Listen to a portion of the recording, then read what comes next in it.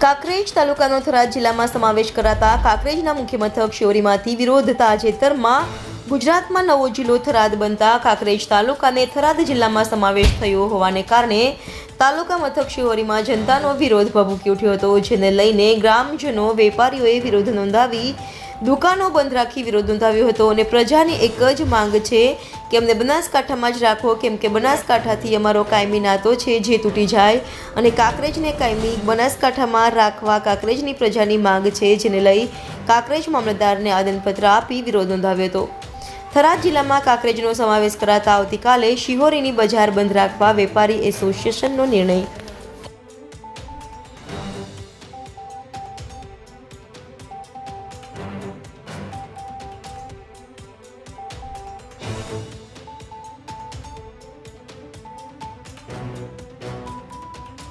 જિલ્લામાં કાંકરેજને રાખવામાં આવે, નવા જિલ્લામાં જવા માટે સંબંધ નથી, એ માગણી તમારી સરકારશ્રી સુધી અમે તાત્કાલિક પહોંચાડશું।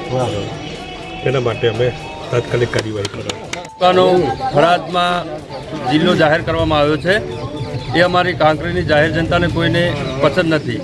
જે અમારો બનાસકાંઠા જિલ્લો હતો એમાં જ અમારો સમાવેશ કરો કાંકરેજ તાલુકાનો, એવી અમારી કાંકરેજ તાલુકાની જાહેર જનતાની અપીલ છે।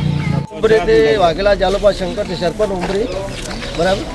હું એવું કહેવા માગું છું કે અમારે કાંકરેજ તાલુકો જે પાલનપુર જિલ્લામાં હંમેશા હતો અને હંમેશા રહે, એના માટે અમે આખી કાંકરેજ તાલુકાનું જે તે આયોજન કે જે પણ કરવું પડશે અમે કરીશું અને અમારા પરંપરા કાંકરેજ તાલુકો આજીવન પાલનપુર જિલ્લામાં છે અને પાલનપુર જિલ્લામાં રહેવા માટે અમે યોગ્ય છે અને અમારે બરાબર છે। અમારી સમાજ આખી પ્રજા અને બધાને માન્ય જ છે, પાલનપુર જ અમારે રહેવું જોઈએ, બીજો કોઈ જગ્યાએ અમારે સમાવેશ થવાનો વિચાર નહીં।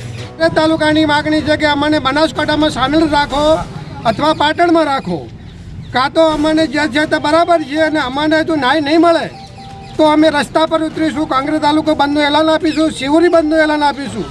અમારા તાલુકાની એક જ માગણી છે કે અમને બનાસકાંઠામાં અથવા પાટણમાં સામેલ કરો, અમે ઉપવાસ ઉપર ઉતરીશું, અમે પૂરા પ્રયત્ન કરીશું સાથે મળીને।